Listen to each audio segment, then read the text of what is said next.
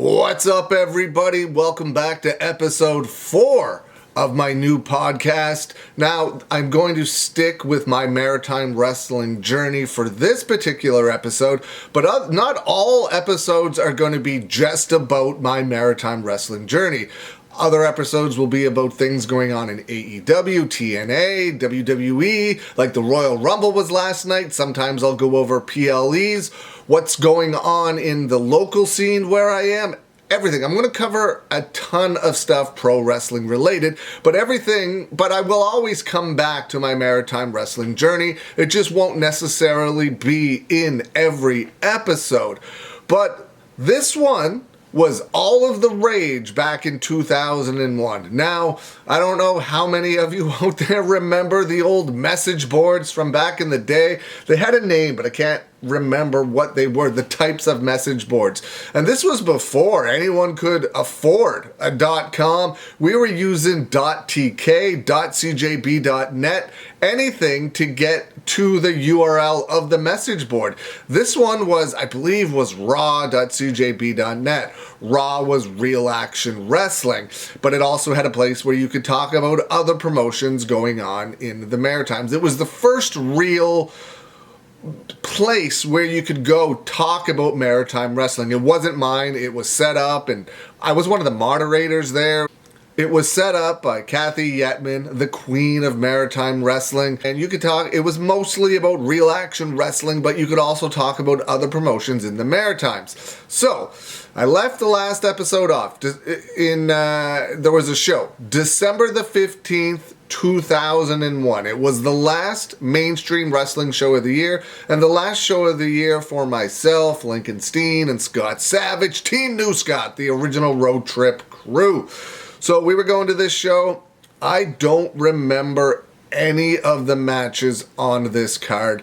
It was not a well-attended event. It was mainstream wrestling in Sheet Harbor in December 2001, 10 days before Christmas. I believe the date was December 15th, 2001, and I think the show was called The Fight Before Christmas. Now, I said it wasn't really well-attended. That's not a knock on the promoter at the time, the wrestlers at the time.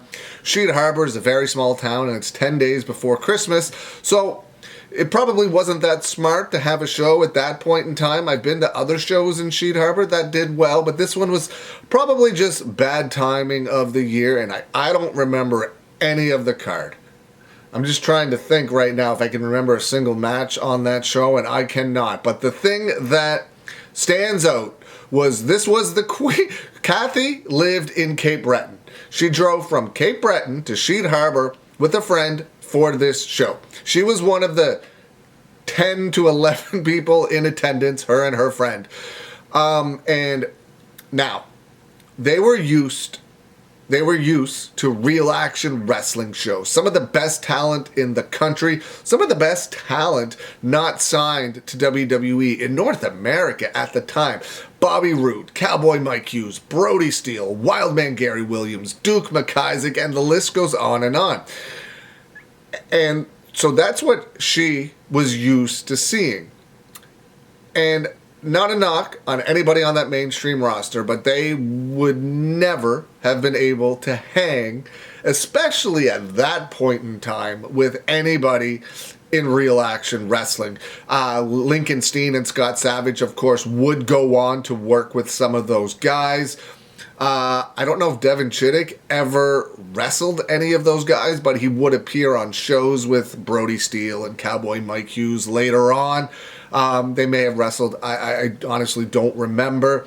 But guys like Lincoln Steen and Scott Savage would tour full-time with Real Action Wrestling the following year. And I promoted a show. Steen did a great match with Bobby Roode. He wrestled Cowboy Mike Hughes dozens of times over the years.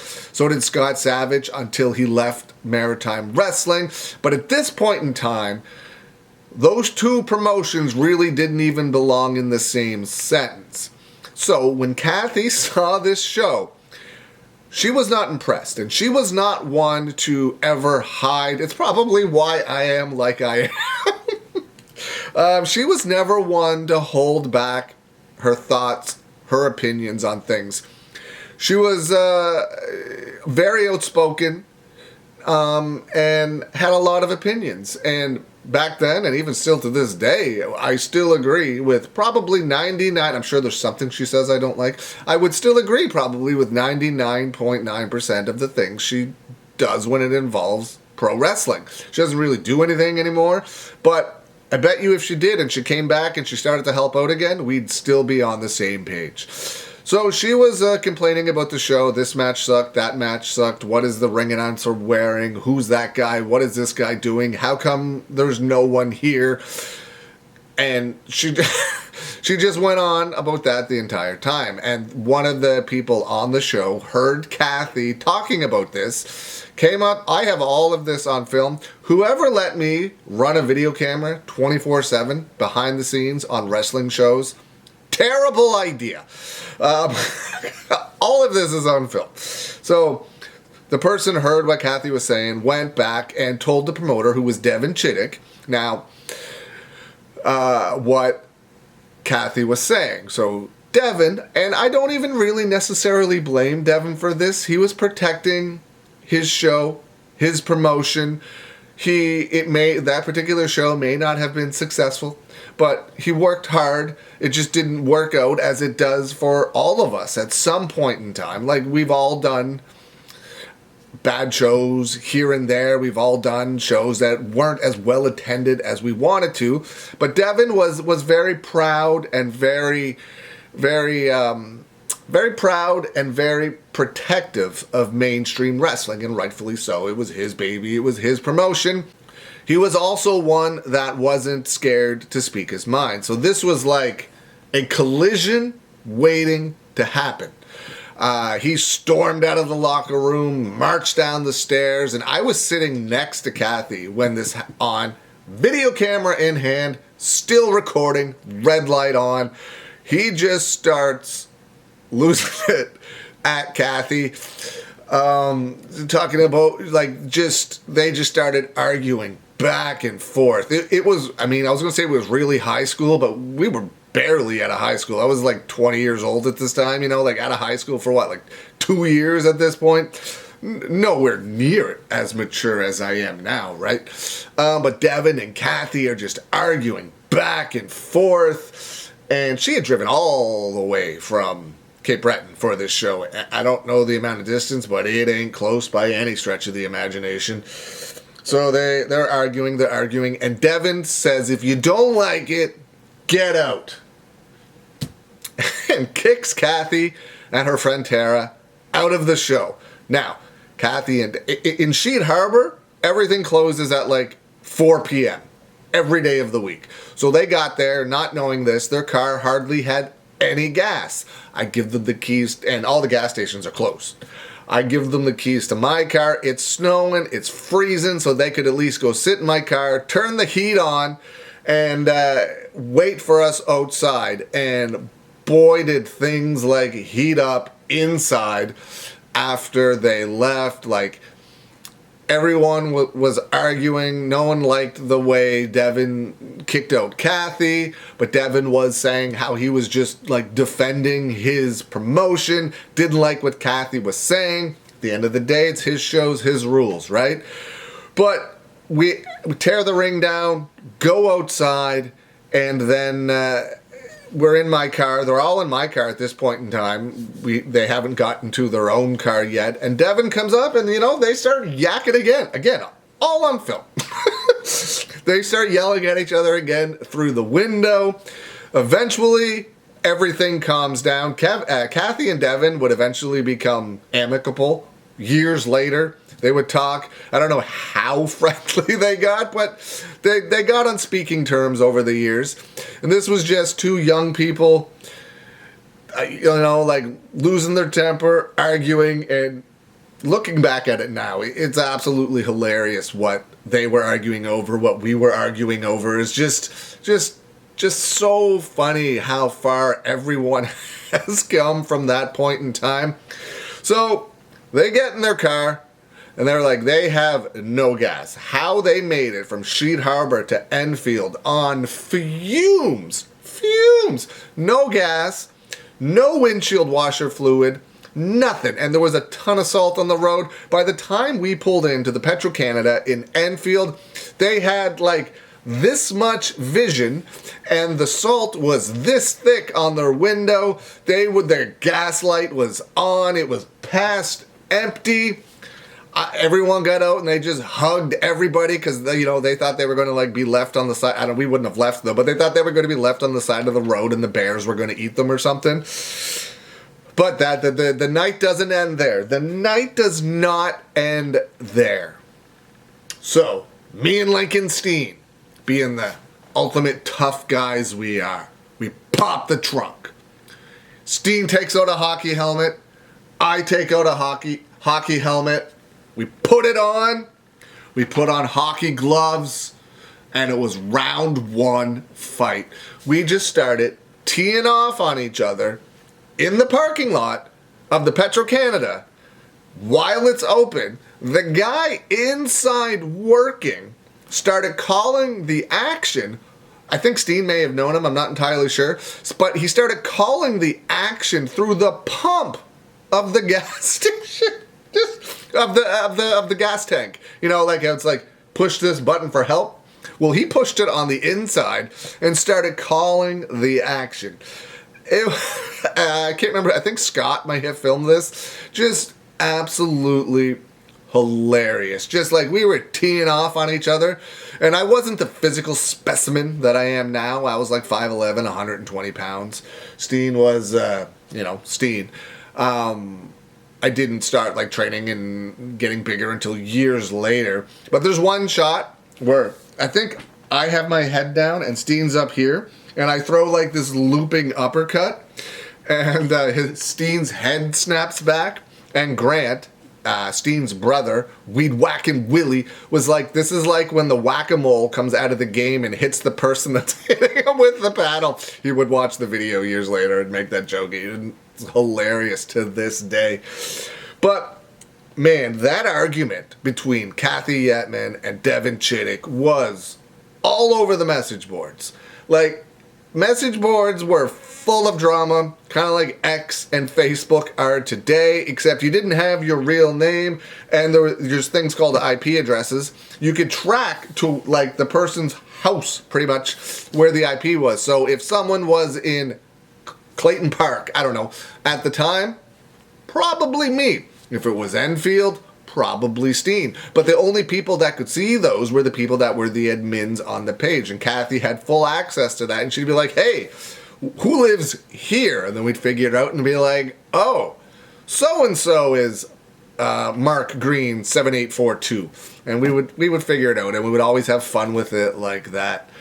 But man, that story, those times were absolutely a blast. I wouldn't change any of it for the world. Now, I said at the beginning of this that I'm going to talk about different things. I think the next episode I'm going to do is going to be like my best memories of 2001, the best matches I remember, the best shows, things like that. I'm going to do a recap of Maritime Wrestling in 2001. What my favorite matches were, what my favorite moments were, what my first impressions of everything is as far as shows go. What was oh my god, this is amazing. You have to go watch this match. There were steel cage matches, there were ladder matches, there were 6-man tag team no DQ matches. Just an absolutely wild time 2001 was. And it's crazy to think at that point in time, I was only 2 years away at that point from promoting my first ever show, the Maritime Cup. Maritime Cup 1 I did in October of 2003. And this was December 2001. So somehow, some point in time, I got the brilliant idea to be like, I've been in the business for 2 years. I know it all. Let's run a show. When I get to the Maritime Cup, man, it's going to be a really fun time to talk about. Just everything that I did as a 22-year-old running a show, flying in Bobby Roode, flying in Gary Williams, booking Mike Hughes. Just a really, really fun time. And my time in Maritime Wrestling, of course, there's been a lot of ups and downs, but way more ups than downs. It's weird. Maybe it's not weird. I don't know. I'm very protective over the maritime wrestling scene, and maybe to a fault. I don't know. Maybe it's not even my place to do it, but I like to know, like, I like people to know that things I'm involved with and things I do are going, depending on, I was going to say are always going to be family friendly, but that's not really the term because they're not always family friendly. I do a lot of bar shows as well. Not a lot. I do some bar shows as well, but they're always going to be fun, safe events. You don't have to worry about like dirtbags being involved. You don't have to worry about anything like that. You can go, feel safe, be comfortable, have fun, let loose, and just, know that it's good, that it's going to be safe, that you're going to be able to be yourself and have fun. That's what I'm protective of, because there's a lot of people out there, and sadly, a few within the maritime wrestling scene that I will have absolutely nothing to do with. I'm not secretive about it. I'm not hiding it. There's just some people, and don't worry, it's not a one-sided thing. These people feel the same way about me as well, and that's okay. We can do our own things and just leave each other alone. But when asked about specific things, specific situations, I'm always going to give my honest opinion. I see things a specific way. Somebody else might see it a different way, and that's okay for them. Never going to try to sway someone else's opinion on anything. But if people are asking my opinion, I'm always going to give it to them, and I'm always going to be honest. I'm always going to be true to myself and the things that I believe. Totally understand, not everybody is going to believe what I believe, and that is okay. But that's how I run things. That's how I'm always going to be. That's just me. And thankfully, I said there's a few people in the maritime wrestling scene. There's honestly not that many. We have a lot of really good people around here. There's just a few bad apples out there that will just never be involved in anything I do, and they don't want to be involved in anything I do. So it's quite okay. But if you ever see me ranting and raving on the internet, I don't do it very often, hardly ever. I hate it. I'm very much an in-person type of person. To be like, even if we're going to have an argument, I would much rather have it in person, face to face, than on the internet. But if there's no way that I can get a face to face, I'll say something on the internet. I said something recently today, a little while ago tonight, and it got a lot of attention. But it's because I want people to know that I'm not being involved when I was supposed to be involved, and I'm leaving for a specific reason. I'm always going to be truthful, but I'm never going to tell anybody else that they shouldn't or shouldn't do something. I'm going to say for myself, this is my reason. There could be a 99 other people that'll be like, I'm doing this. This is for me. I want to do it. And that's absolutely fine. Zero judgment. Don't care. They don't care what I think. I don't care what they think. They can go do whatever it is they want to do, and I'm going to do whatever it is I'm going to do. And that's how it should be. That's how it should be. As long as nobody is getting hurt in the process, that's how things should be. If you're not getting along, if you don't want to do something, you do your thing, I'll do my thing, we'll just leave each other alone. That's the rule for 2025. I told this to somebody, it might have been this morning, yesterday morning. 2025, the year of no more arguments, just good times, and that lasted like 12 hours. Tomorrow's a new day, right? Tomorrow is a new day. Well, this is my talk. This is my conversation. Sometimes it's just going to be like this. I never know what I'm going to talk about sometimes. Sometimes it just goes in a direction and unexpectedly. But I wanted to get that story out about the December 2001 argument between Devin and Kathy. It was hilarious. The only people that are really going to find that funny are me, Scott, Devin, Kathy, Steen, Tara, because I think that's the only people that were there. So those will be the 5 or 6 people that think that story is funny. Everyone else is going to be like, what the heck's he talking about? The next video, I think, will be the best of 2001. If not the next one, it'll be really soon. I have a lot of ideas of videos I want to do. And this is going to be fun. This is going to be fun. Hope you're having a good day. And I will see you again soon.